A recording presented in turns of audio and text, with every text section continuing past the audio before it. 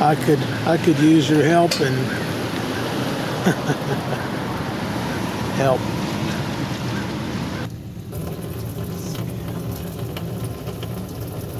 Well, one of the things that happened when we had that cold snap over Christmas is that due to a lack of power in my batteries, my furnace shut off and water froze. So today I replaced the pump. I haven't secured the pump yet. When I turn the pump on, pump works. But this is what happens. You can see water is squirting from somewhere behind this panel, and I need some help. Has anyone ever removed this panel? Does anyone know how to fix this leak? I could use your help and help.